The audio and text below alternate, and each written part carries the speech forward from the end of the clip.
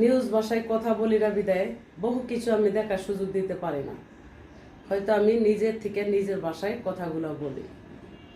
তো একজন স্বামী স্ত্রীকে মোবাইল দিছে, তো স্বামী স্ত্রী রাগ কইরা স্বামী একজন স্ত্রীর মোবাইলটা ভেঙে দিছে। সেই স্ত্রী তার সন্তানকে কোলে নিয়ে নদীতে ঝাঁপ দিছে।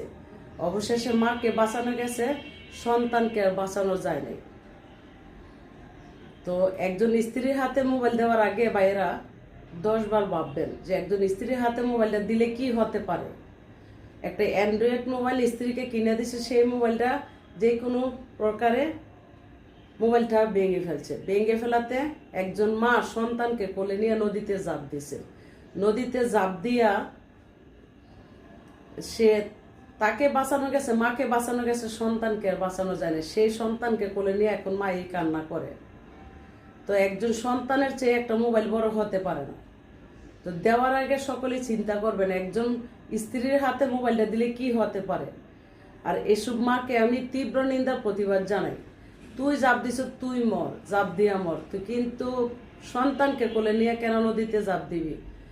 তো সন্তানকে বাঁচানো যায় নাই, হয়তো মাকে বাঁচানো গেছে। তো এসব নারীদের জন্যই হাজারটা নারীর বদনাম, হাজারটা নারীর গায়ে কলঙ্ক লাগে। আর একজন পুরুষের জন্য 10 জন পুরুষের বদনাম হয়। সকল পুরুষ খারাপ না, সকল নারীও খারাপ না।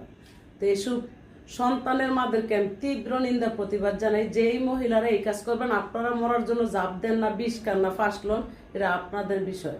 কিন্তু একজনের সন্তান নিয়ে কখনো আপনারা মরতে চেষ্টা করবেন না। যে এটা কেমন ধরনের দুঃখজনক ঘটনা। তো ভালো থাকবেন সকলে। এই ঘটনা ঘটছে ভোলা জেলাতে। দেওয়ার আগেই মোবাইল সতর্ক থাকবেন। খোদা হাফেজ, আসসালামু আলাইকুম।